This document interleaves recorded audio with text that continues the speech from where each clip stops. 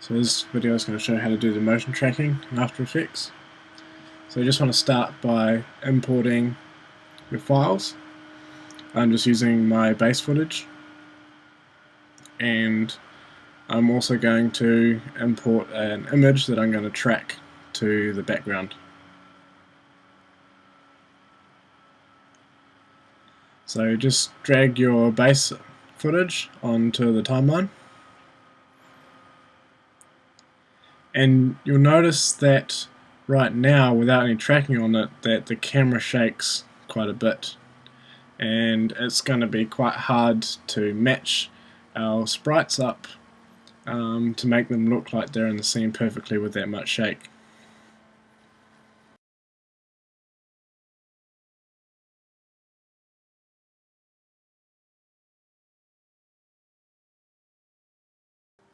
So this is what I had before in my scene. Was I had this extra box that I put on, and you'll notice that how it is at the moment, that it separates quite a bit. And so what we're going to do with the motion track is keep it onto that other brick surface there.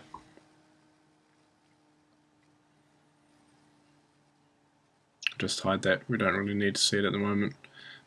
So the first thing you want to do is create a null object. Go Layer, New, Null Object, and what we're going to do is use this to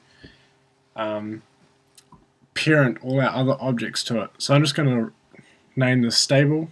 It doesn't really matter what it's called, and there it is there.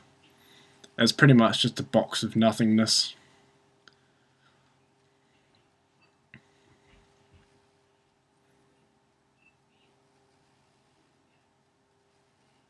So you want to select your base footage, and because we're going to use this to now do the motion tracking.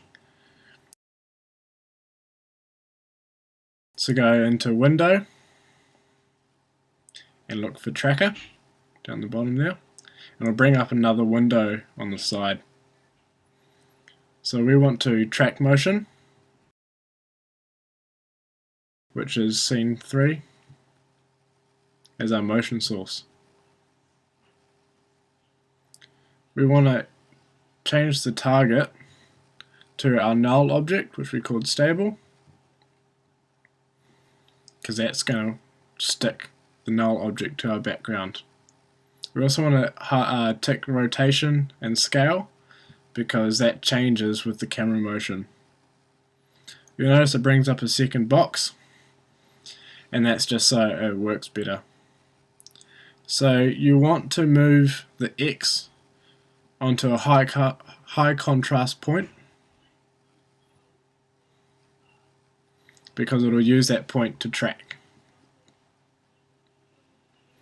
You want to put them side to side rather than vertically, because that'll just cause problems with your footage otherwise. You'll notice that when you go frame by frame, it tracks that point, and if it goes out of point, it doesn't work properly, you can always manually drag it.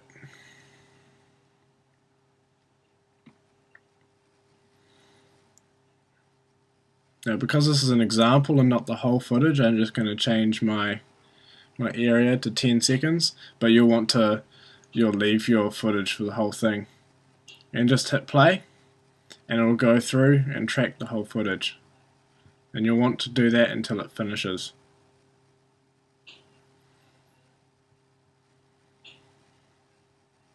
You'll notice that it's tracking that high contrast point there.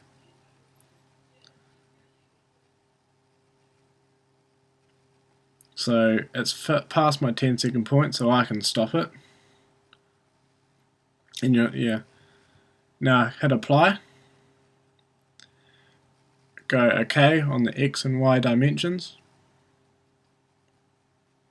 And you'll see there it's moved the null object.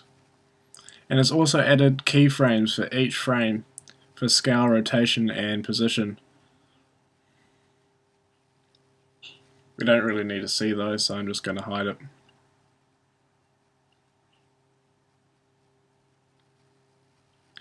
Notice now that the box follows that brick outline as we play through.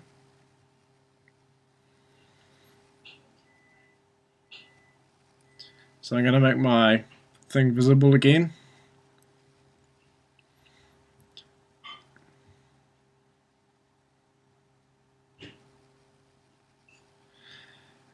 And you want to make sure that when you parent it, it's to the null object, you've got it on the right frame.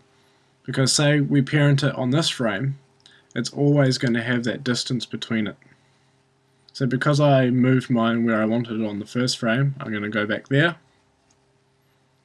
and I'm just going to parent that image to the null object. Now you'll see that it follows that brick outline perfectly. And that's motion tracking.